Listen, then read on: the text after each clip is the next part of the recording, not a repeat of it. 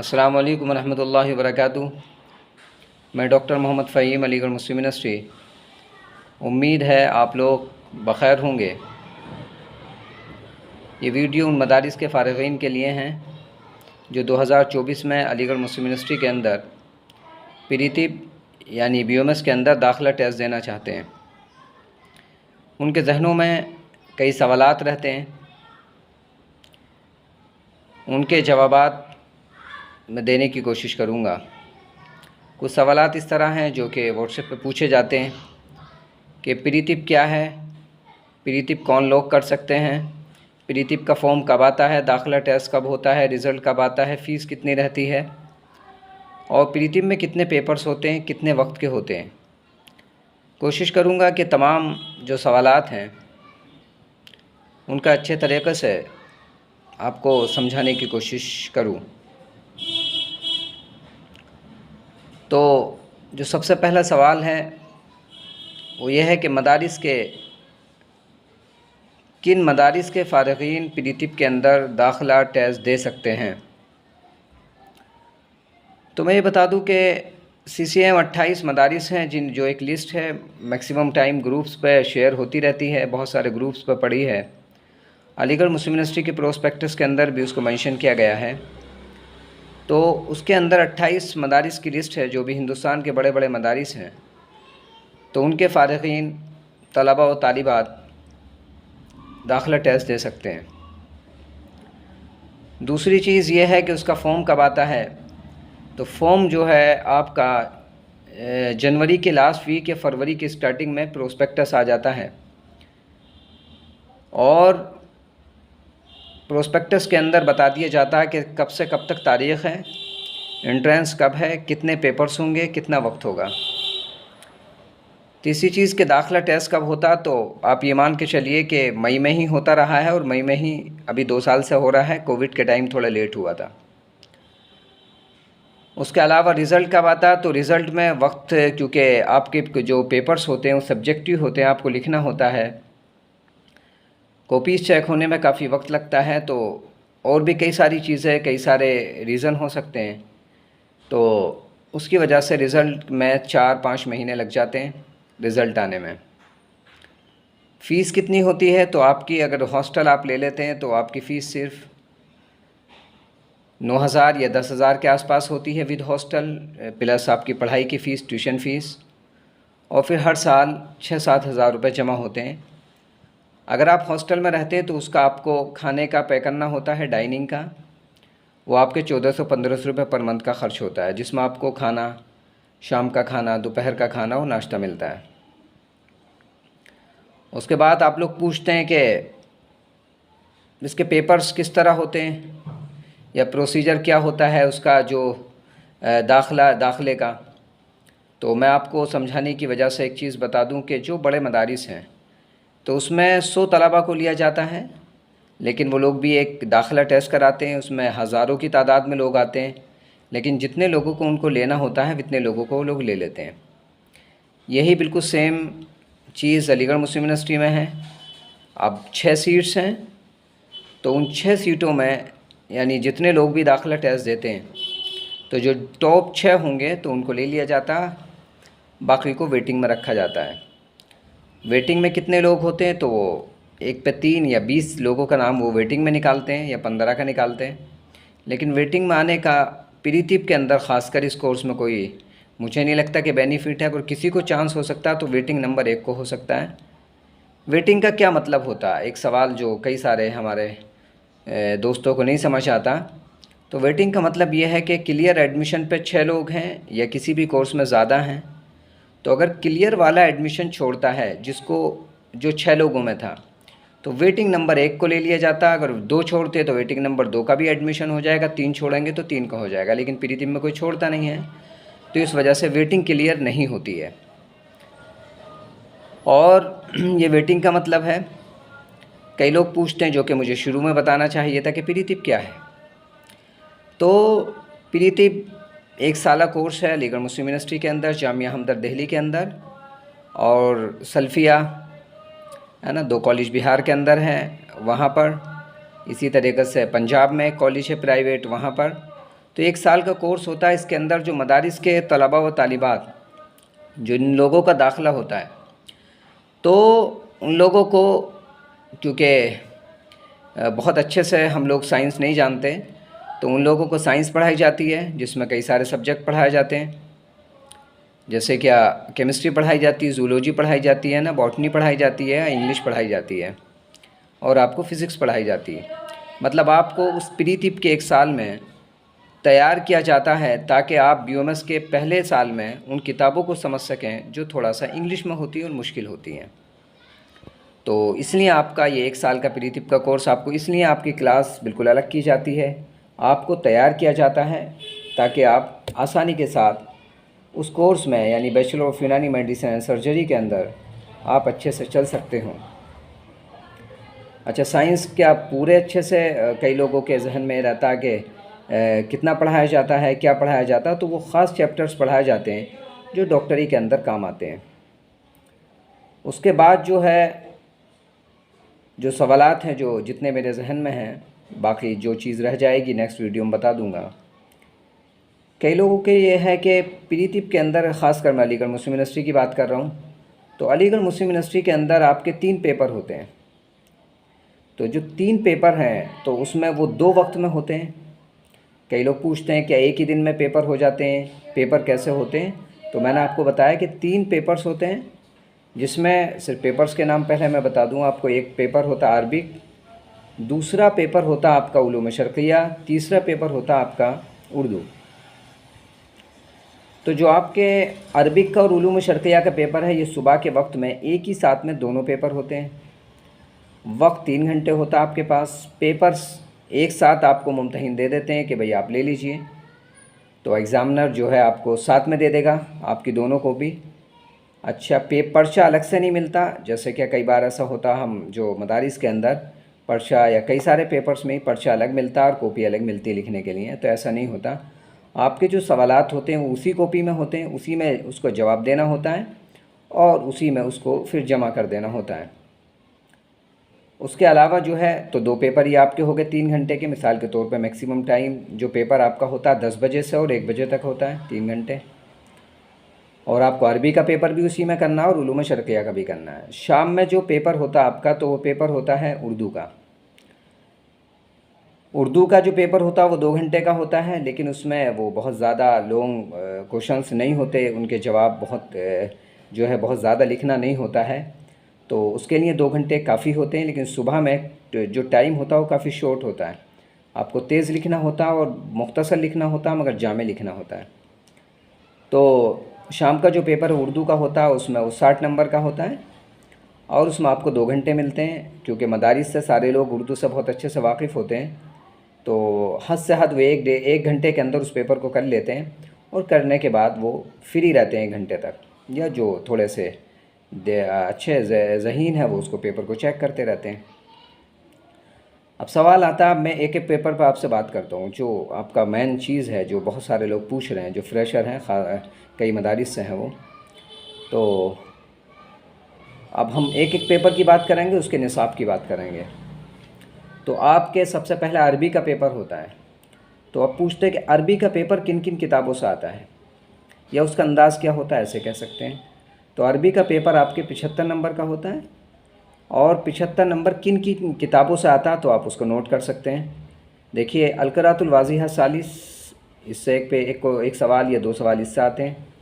अलक़रातुर राशिदा अव्वल और महासिनुश शेर, एक अव्वल कह सकते हैं अव्वल, और महासिनुश शेर सानी में सालिस भी है आपकी, तो इनको कह सकते हैं। यानी 2 PDF की शक्ल में कई ग्रुप्स पर रहता है, और अगर किसी को चाहिए तो पर्सनल मेरे से ले लें, तो मैं उसको व्हाट्सएप कर दूंगा। तो ये अरबिक का तो वाज़िहा, राशिदा और उसके अलावा जो है आपकी महासिनुश शेर अव्वल और सानी। मुअल्लिमुल इंशा अव्वल, आप इससे तमरीन में मदद ले सकते हैं, हालांकि इतना मुश्किल नहीं जुमले आते। और उसके अलावा जो है आप तमरीन सर्फ के जो कवायद हैं निसाब के अंदर, आप सिर्फ उन्हीं को अच्छे से लिख कर याद कर सकते हैं। तो ये आपके अरबी का पेपर हो जाता है। अच्छा, अब थोड़ा सा मैं इसी अरबी के पेपर पर आपको तफसील से बता दूं। और कि जो अरबी का पेपर है तो इसमें मैंने कहा अलक़िरातुल जो वाज़िहा सालिस, इससे क्वेश्चंस कहाँ से आते हैं। तो इसमें से क्वेश्चन तो आता है ज़्यादातर, वैसे वो अलक़िरातुल राशिदा अव्वल से भी आ सकता है क्योंकि वो भी निसाब में है, लेकिन अलक़िरातुल वाज़िहा सालिस से एक सवाल आता है कि जो अलक़िरातुल वाज़िहा को जब हम पढ़ना शुरू करते हैं तो उसके जो असबाक़ हैं, तो सबक के बाद उसमें अरबिक में क्वेश्चंस हैं, सवालात हैं, उनके जवाबात भी आपको अरबी में ही देना है या प्रैक्टिस करना है। तो एक चैप्टर उठा के वो देते थे, उसमें 10 सवालात होते हैं, आप उसका जवाब अरबी में ही आपको देना होता है। अच्छा, मैं साथ साथ बताता चलूँ, आप अलक़िरातुल वाज़िहा को जब पढ़ें तो आप जिसमें 6 या 5 से ज़्यादा क्वेश्चंस हैं या सवालात हैं, उनके जवाब अरबिक में अपनी नोटबुक में लिखते चलें और उनको कई बार पढ़ें ताकि वहाँ पे आपको सोचने का मौका ना मिले। क्योंकि ये जो सवाल आता है, हालांकि वो पैराग्राफ देते हैं, वहीं में सारे क्वेश्चंस के आंसर्स भी होते हैं उस पैराग्राफ में, बट ये है कि आपको पहले से हो, क्योंकि टाइम शॉर्ट होता है, जैसे कि मैंने बताया 3 घंटे में 2 पेपर होते हैं आपके। तो ये सवाल अलक़िरातुल वाज़िहा से आ सकता है। दूसरा सवाल जो आता है वो एक सबक का उर्दू में, अंग्रेज़ी में या अरबिक में ख़ुलासा करना होता है। तो ज़्यादातर लोग उर्दू में ही करते हैं, तो उसमें ख़ुलासा करना होता है, तो वो भी अलक़िरातुल वाज़िहा से ज़्यादातर अभी तक आता है, और वैसे राशिदा से भी आ जाता है। तो ये है, वो एक सबक होता है, लेकिन 2 साल से मैं देख रहा हूँ कि 3 सबक देते हैं, उसमें से आपको एक सबक का इंतखाब करके उसका ख़ुलासा करना होता है। एक सवाल आपके अशार से आता है, जिसमें 10 अशार आते हैं, जिसमें से आपके महसिनुल शेर से हो सकते हैं, आपके जो अलक़िरातुल राशिदा में कुछ अशार हैं तो उसमें से उठा सकते हैं, लेकिन वो कोई एक नज़म नहीं होती है। वो एक शेर यहाँ से उठा लेंगे, एक दूसरी नज़म से उठा लेंगे, एक दूसरे अशार से उठा लेंगे, और एक यहाँ से उठा के वो 10 बना देते हैं, वो 20 नंबर का होता है। आपको इसका बामहावरा तर्जुमा क्या है, उर्दू में करना होता है। तो एक चीज़ ये हो गई। तो आप ये करें कि उस तर्जुमे को बहुत अच्छे से जो है कई बार उसको पढ़ें, ताकि आपके जहन में रहें और वहाँ पे बहुत सोचना ना पड़े, क्योंकि इतना वक्त नहीं होता है। उसके बाद आपको 3 कवायद आते हैं, 3 कायदे आते हैं, मामिसाल लिखना होता है। तो आप पहले से उन कवायद को जो निसाब के अंदर है, आप उन्हें निसाब भी देख सकते हैं, वो जो कई बार ग्रुप्स में मैंने भी 50 बार शेयर कर दिया। तो आप उस निसाब में जो कवायद के नाम हैं, सिर्फ उन कवायद को ही आप अच्छे से लिखें नोटबुक पे, और फिर उसको अच्छे से याद करें, और मिसालों के साथ, मिसालें ज़्यादातर कोशिश करें कि कुरान से हो, या कुरान या अहादीस से हो। तो उसमें से अगर मिसाल देते हैं तो आज उसका इफ़ेक्ट बहुत अच्छा पड़ता है मुम्तहिन पर, जब वो कॉपी चेक कर रहे होते हैं। तो आप उससे मिसालें तैयार करें, और हाँ, सवाल जितना आपसे सवाल किया गया उतना ही जवाब दें, ज़्यादा बुकराती करने की उसमें ज़रूरत नहीं होती है। तो ये एक सवाल होता है। एक सवाल होता है, आपको अरबिक के 5 अल्फाज या 5 वर्ड्स देते हैं, वो उसको आपको जुमलों में इस्तेमाल करना होता है। तो उसकी मैं कई चीज़ें आपको ख़याल रखना होता है, जैसे कि जिस हालत में वो लफ्ज़ है, अलिफ लाम लगा है, अलिफ लाम को तो कि उसी तरह इस्तेमाल करना है, नहीं लगा तो नहीं, मारफा तो मारफे की शक्ल में, और नकरा तो उसी की शक्ल में इस्तेमाल करना होता है। एक सवाल आपका ये हो जाता है। ये अल्फाज ज़्यादातर अलक़िरातुल वाज़िहा से होते हैं जो वो देते हैं। उसके बाद उर्दू के अंदर आपको जुमले दिए जाते हैं, वो कहीं से भी हो सकते हैं। तो उन जुमलों का 5 होते हैं वो भी, तो उनका आपको तमरीन बनाना होता है अरबिक के अंदर। तो इसके लिए मैं यही कहूँगा कि पीछे के पेपर्स 10-12 पेपर्स अच्छे से उनके जुमले देख सकते हैं आप, उसमें से 1, 2, 3 रिपीट हो जाते हैं। तो 5 वही होते हैं, और जो लोग बना सकते हैं अरबिक तो उनके लिए तो कोई मुश्किल ही नहीं है। तो ये है, मैं हर चीज़ बारीकी से इसलिए बता रहा हूँ कि मैं उसको उस तालिब इल्म को जहन में रख रहा हूँ जो कि बहुत वीक है। तो बहरहाल तो ये होता, तो ये आपका अरबिक का 75 नंबर का पेपर हुआ। ठीक, एक आपको अरबी टू अरबी सवालात के जवाबात दिए आपने, एक आपने उर्दू में ख़ुलासा किया सबक का, दो सवाल हो गए। तीसरा आपको 10 अशारा है, उनका आपने तर्जुमा कर दिया, 3 सवाल हो गए। आपको अरबिक के 5 लफ्ज़ दिए गए, उसको आपने जुमलों में इस्तेमाल कर दिया। आपको 5 जो है उर्दू के अंदर जुमले दिए गए, उनका आपने अरबी बनाया, तो ये हुआ। और 3 कवायद, उनको मिसालों के साथ उनकी तारीफ़ की और वो लिख दिया। और कभी कभी गर्दान आ जाती है, तो आप गर्दान पे भी एक बार ज़रूर, क्योंकि सबको याद होती, बट फिर भी अगर 1, 2, 3 साल फरागत को हो जाता तो वो कहीं ना कहीं गाड़ी दूसरी तरफ चली जाती, तो वो गर्दान दे देते हैं। बहरहाल, तो ये आपका अरबिक का पेपर जो मैंने बहुत वाज़ेह तरीक़े से बताया, तो आप इन किताबों को ख़रीद के इस तरीक़े से तैयारी कर सकते हैं। उसके बाद जो है अब आ जाते उलूम शर्क़िया, जो आपको सुबह में ही पेपर होना था और साथ में पेपर मिला, तो आपने अरबी का पेपर कर दिया। अब जो है आप उलूम शर्क़िया की तरफ चलते हैं। उलूम शर्क़िया में 5 सवालात होते हैं। 5 में से ऊपर जो सफ़ा होगा आपका, तो A4 साइज़ का, A4 मतलब जो आप ऐसा समझ सकते हैं कि जो फ़ोटोकॉपी हम जिस पेज पे कराते हैं, इतना बड़ा एक पेज होता है। उसमें आपको 18 से 22 लाइन तक आपको लिखना होता है। तो जब 18 से 22 लाइन आपको लिखना है उस पेपर में, ऊपर सवाल होगा बिल्कुल टॉप पे, तो उस सवाल का जवाब आपको लिखना है। मिसाल के तौर पे अब वो 5, तो मिसाल के तौर पे आपको कितना लिखना होता है, 1 2 यानी 5 साढ़े 5 सफ़े लिखना होता है। और कितने टाइम में? आपको 1.5 से 2 घंटे में। और जामे लिखना, मुख्तसर लिखना, ज़ाहिर सी बात है। ये तो क्या है, इसको एंट्रेंस कहते हैं, कोई ये एग्ज़ाम तो है नहीं। एंट्रेंस और एग्ज़ाम में बहुत फ़र्क है। तो आपको जो है 5.5 सफ़े लिखने हैं। 5.5 क्यों लिखने हैं? सवाल तो 5 होते हैं।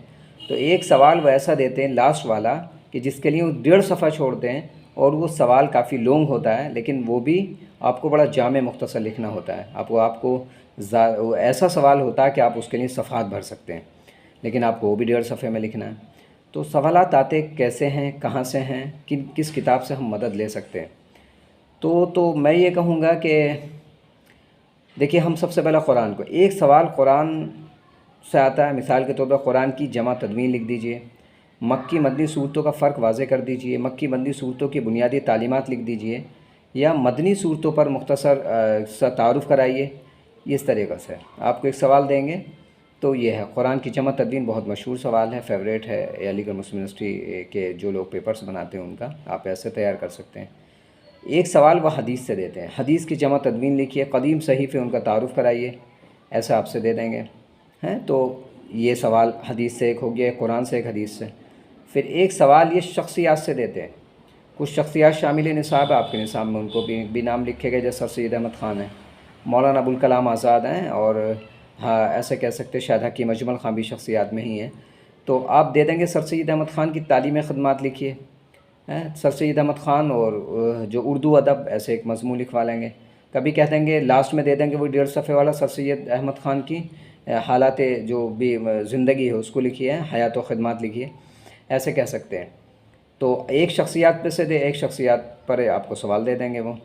अगर इन पे नहीं देते तो वो अजमल ख़ान पे दे देंगे, अजमल ख़ान पे नहीं देते तो अबुल कलाम आज़ाद पे दे देंगे। अब जैसे कि मौलाना अबुल कलाम आज़ाद बहैसियत से एक सियासी लीडर के, जंग आज़ादी में अबुल कलाम आज़ाद का किरदार, ऐसे दे देंगे। तो ये सवाल आपको दिए जा सकते हैं। उसके बाद अब बात आती है, तो 3 हो गए सवाल आपके। तो और एक सवाल ये उठाते फ़िक़ा से या तफसीर से, किसी तफसीर का मुख्तसर 5 कहेंगे कि 5 हिंदुस्तानी मुफस्सिरीन और उनकी तफसीर ख़िदमत लिख दीजिए, हैं। उसके अलावा किसी एक तफसीर का नाम लिख के कहेंगे इसका तारुफ़ कराइए, तफसीर माजिदी पर लिखिए, तो ऐसे भी कह सकते हैं। बट एक सवाल ऐसे बना सकते हैं, आपको इससे नहीं देंगे तो फ़िक़ा पे दे देंगे। तो जैसे कि आप फ़ुक़हा में से किसी एक की ज़िंदगी आपसे लिखवा सकते हैं, कि मिसाल के तौर पे इमाम अबू हनीफ़ा रहमतुल्लाह अलैह की हयात व ख़िदमत लिखिए, या हालात ज़िंदगी, या जो भी इस तरीक़े से। तो ये हो सकता है। कभी कह देंगे आपसे जो है हदीस में आपसे पूछ सकते हैं। तो बहरहाल तो ये कुरान, हदीस और आपका जो फ़िक़ा। अच्छा, एक इल्म कलाम से आपसे एक सवाल कर लेते हैं, इल्म कलाम के बुनियादी मसाइल, इल्म कलाम का इर्तिक़ा कैसे हुआ, मुख्तसर तारुफ़ कराइए। तो एक सवाल ये दे सकते हैं। और एक सवाल अगर इसमें से नहीं देते तो फिर ये एक सवाल उठाएंगे आपसे अतिब्बा में से, जो क़दीम अतिब्बा हैं। क़दीम अतिब्बा में जैसे कि अबुल कासिम ज़ुहरावी बहैसियत तबीब के लिख दीजिए, राज़ी के कारनामे तिब्बी दुनिया के अंदर, या राज़ी के कारनामे और तिब्बी मैदान, तो आप वो सब गिनाएंगे जो उसके कारनामे हैं। ऐसे ही किसी तिब्बी जो किताब जो मशहूर है, जैसे क्या कह सकते हैं शेख इब्न सीना की मशहूर किताब है। इसी तरीके से जो है किताबुल जामे है इब्न बेतार की, किताबुत तसरीफ़ है एक ये किताब है, और बहुत सारी इस तरह की मशहूर किताब है। उनमें से कोई एक किताब दे देंगे और कहेंगे कि इस किताब को मुसन्निफ़ के हवाले से लिखिए। तो ये सवाल हो सकते हैं। तो आप उसकी उन किताबों पर आपकी ख़ास नज़र होनी चाहिए। उसमें 3 4 5 किताबें हैं, जैसे क्या बहुत मशहूर किताब है शेख इब्न सीना की हो गई किताब अल-क़ानून फ़ी तिब, और दूसरी हो गई किताबुल जामे, तीसरी किताबुत तसरीफ़ है ना, किताबुल हाविल कबीर एक ये हो गई, किताबुल हावी करके है, और भी ये मशहूर किताबें यही हैं वैसे जो मैं बता रहा हूँ। तो इन पर आप एक एक सफ़े के मज़मून तैयार कर सकते हैं। उसके अलावा जो है आपको ये 5 मज़मून, इस तरीके से 5 मज़मून हो जाते हैं, और इनके सवाल आपको ऊपर टॉप पे सवाल है, नीचे आपको जवाब लिखना है। अच्छा, उसके बाद क्योंकि वीडियो लंबी ना हो जाए, मैं मुख्तसर करने की कोशिश कर रहा हूँ। तो बट ये है कि उसके बाद क्या होता है कि पेपर शाम में उर्दू के पेपर पे बात कर लेते हैं। अच्छा, उर्दू में हाँ, मैंने ये नहीं बताया कि उलूम शर्क़िया के लिए किन किताबों से आप मदद ले सकते हैं। तो आप एक तारीख़ ख़तीब है अशर कदीर साहब की, उससे आप मदद ले सकते हैं। और हसन साहब की एक किताब है तारीख़ ख़तीब पे, उससे आप मदद ले सकते हैं। और एक पीडीएफ चलता है, वो बहुत बार मैंने ग्रुप पे शेयर किया, और वो जो है इसी के लिए है, प्रीतिब के उलूम व शख्सियात करके कुछ है। तो एक वो है, तो उससे आप मदद ले सकते हैं। और एक उलूम शर्क़िया गाइड करके आती है, वो भी पीडीएफ की शक्ल में या उसकी किताब की शक्ल में। तो अभी मैंने कभी नहीं देखी, फ़ोटोकॉपीज़ देखी हमेशा, तो मैंने आज तक किताब नहीं देखी वो। तो उसको आप बहुत अच्छे से पढ़ के उसको मुख्तसर या आसान अल्फाज में करके आप उसके मज़मून तैयार कर सकते हैं, और अच्छे से मेहनत करनी होती है। तो इन किताबों से आप उलूम शर्क़िया में मदद ले सकते हैं। आप उर्दू पाते तो मैं पहले किताब बता दूँ। तो अपनी ज़बान एक अलीगढ़ मुस्लिम यूनिवर्सिटी के अंदर 7वीं क्लास के अंदर चलती है कि यहाँ पे स्कूल्स में, जो अलीगढ़ मुस्लिम यूनिवर्सिटी के स्कूल्स हैं, एनसीईआरटी की बुक्स है, आप डाउनलोड भी कर सकते हैं, पीडीएफ की शक्ल में पड़ी होती है, हर जगह मिल जाएगी। एनसीईआरटी की बुक्स है, अपनी ज़बान 7वीं क्लास। इसके चैप्टर्स नंबर 11 से पत्थर का सूप है 11 नंबर। तो यहाँ से आखिर तक ये 10 चैप्टर्स हैं, 10 व 11, जिसमें 3 नज़में, 7 या 8 आपके असबाक हैं। तो इनमें से सिर्फ वो 60 नंबर के सवालात आते हैं। आप इसको अच्छे से पढ़ सकते हैं। और इस पेपर को इन्होंने 3 जगह तकसीम किया होता है। इसकी कैटेगरी 3 बनाई होती हैं। तो जो फर्स्ट कैटेगरी है, तो उसमें ये लोग ये कहते हैं कि पहले एक कैटेगरी अलिफ, बा और जीम। तो कहते हैं कि अलिफ जो कैटेगरी, उसमें ये 10 सवाल लगते हैं सिर्फ, और उसके लिए एक लाइन खाली दी होती है। तो वो 10 सवाल रखेंगे, 10 सवाल में आपको जवाब दे, जो 10 सवाल हैं उनका क्या रहता है, ग्रुप नंबर अलिफ का जो जवाब आपको देना है, तो वो 1 से 2 अल्फाज में दीजिए। उसमें सवाल भी ऐसे ही होते हैं वैसे, जैसे पूछ लेंगे मिसाल के तौर पे कि एक से बहुत मशहूर सबक है बूढ़ा, उसके अंदर उसका मरकज़ी किरदार है कि बूढ़ा कहाँ का रहने वाला था, तो आयरलैंड का। तो आयरलैंड एक लफ्ज़ हुआ, का दूसरा हो गया, तो आयरलैंड का। तो इस तरीके के 10 सवाल होते हैं, 20 नंबर के होते हैं। दूसरा जो इन्होंने कैटेगरी बा रखा है, तो उसके अंदर ये लोग कहते हैं कि 1 से 2 लाइन में जवाब देना आपको। तो 1 से 2 लाइन, उसमें सवालात कुछ इस तरीके से होते हैं। मिसाल के तौर पर आपसे कह देंगे कि जो है सर से एक मकड़ और मक्खी नज़म है, तो इससे आपको क्या सबक मिलता है, आपने क्या सीखा इससे। तो आप 1 लाइन में बता सकते हैं भाई, किसी की उसका जो है सवाल का जवाब जो भी आप अच्छे अल्फाज में दे सके। तो ये है कैटेगरी नंबर जो 3 है, जिसको जीम कहा। तो जीम के अंदर इनको आपको जो है 2 से 5 लाइन में, 3 से 5 लाइन में जवाब देना होता है। तो वो थोड़े से लॉन्ग क्वेश्चंस होते हैं। तो ये 5-5 नंबर के सवाल होते हैं। तो आपको वहाँ जो सवाल का जवाब देना है, तो वो बहुत सोच समझ के, बहुत ही जामे जवाब देना है। जो सवाल पूछना चाहता उसी का जवाब देना है, अपने से नहीं करना होता है कुछ भी कि अपने से उसमें अड़ा रहे हैं, ऐसा नहीं होता है। क्योंकि ये एंट्रेंस है, ये दाखिला टेस्ट है। तो वहाँ पर आपको जवाब देना होता है 3 से 5 लाइन में, 3 से कम ना हो, 5 से ज़्यादा ना हो, उसका ख़ास ख्याल रखना होता है। जैसे इन्होंने कहा 1 से 2 लाइन में, 1 से कम ना हो, 2 से ज़्यादा ना हो। 3 से 5 लाइन में, 3 से कम ना हो, 5 से ज़्यादा ना हो। ये तमाम चीज़ों का, आपकी कॉपी के अंदर काटा पीटी नहीं हो रही हो, आपने वाइटनर का इस्तेमाल ना किया हो, आपने जो है जेल पेन का इस्तेमाल ना किया हो, तो इन तमाम चीज़ों का ख्याल रखना होता है। तो अपनी ज़बान मैंने बताया, उसके कुछ चैप्टर्स हैं, है ना, चैप्टर्स नंबर 11 से आखिर तक। चैप्टर नंबर 11 का नाम है ये। अच्छा, इसमें जो है जो क्वेश्चंस आपको मैंने बताया, जो ग्रुप जीम है, तो उसके अंदर सवालात कैसे होंगे। जैसे क्या एक सबक है इसमें अबुल कलाम आज़ाद। तो अबुल कलाम आज़ाद की तालीमी ख़िदमत पर रोशनी डालिए। ठीक, तो आप वो उठा देंगे, जो भी साथिया अकेडमी, ललित कला अकेडमी है, वो कई सारी चीज़ों का इन्होंने तज़किरा किया उसमें। और एक है सब ओलंपिक खेल है, ओलंपिक खेल के बारे में आपसे पूछ लिया जाएगा, है ना। तो कई सारी चीज़ सवालात ऐसे करेंगे। तो मैं बस यही कहूँगा, अगर आप उर्दू की किताब जब अपनी तैयारी शुरू करें और उसको पढ़ना शुरू करें, तो उर्दू की हर लाइन में सवाल बनाने की कोशिश करें, और ख़ुद ये सोच कर पढ़ें उसको कि मैं पेपर अगर बनाता या बनाती तो वो किस तरीके से कहाँ कहाँ से बना सकते हैं। इससे पहले आप पुराने पेपर्स को कम से कम 5 बार पढ़िए, उससे आपको अंदाज़ा होगा कि सवालात किस तरीके से आते हैं। और आपको आसानी होगी। और लास्ट ये कि आप जो है पुराने पेपर्स को कम से कम 5 से 10 पेपर्स आप उनको हल करिएगा ज़रूर, क्योंकि कंपटीशन और भी ज़्यादा मुश्किल है, क्योंकि सिर्फ 6 सीट्स हो गए हैं। तो 6 सीट सिर्फ हो गई हैं, तो उसमें जो है आने वालों की तादाद काफ़ी ज़्यादा होती है। तो बहरहाल तो ये आपको मैंने ये कोशिश की कि आपको मैं समझा सकूं कि तैयारी आप किस तरीक़े से करें, किन किन किताबों से मदद लें हैं। तो उम्मीद है कि कई सारे सवालात के जो आपको मैंने जवाब दिए होंगे आप शायद समझ भी पाए होंगे। और इस चैनल को सब्सक्राइब कर दें आप, और मदारिस से रिलेटेड जो भी जितनी भी मालूमात होगी जैसे जैसे वक्त मिलेगा तो मैं इंशाल्लाह आपको बताता रहूँगा। जैसे कि आज मुझे वक्त मिला तो मैं और भी जो कोर्सेज़ हैं उनको आप कैसे तैयार करें, कैसे तैयारी करें, और आपका मकसद जो है अच्छा, हाँ, जो जो मदारिस के तलबा और तालिबात के लिए यहाँ कोर्स हैं तो उसमें आप ज़रूर आइए और उसमें दाखिला लीजिए, लेकिन अपने उसी पर रहिए जो हमने मदारिस में पढ़ा और मदारिस में हम रहे, है ना। हम तो उन तमाम चीज़ों पर रहकर हम खूब तालीम हासिल करें और अच्छे से करें और हम बहुत आगे जाएं। ठीक, तो बहरहाल आप लोगों के साथ मेरी दुआएं हैं और आप लोग भी मुझे दुआओं में याद रखिए। और कई लोगों जो और भी इसके अलावा जो भी आपके सवालात हैं आप मुझे व्हाट्सएप पे कर सकते हैं, मैं नंबर मेंशन कर दूंगा यार स्टार्टिंग में वीडियो के। तो आप मुझे व्हाट्सएप मैसेज कर दें, जैसे ही मुझे वक्त मिला करेगा तो मैं आपको जवाब दे दिया करूँगा। खुदा हाफिज़।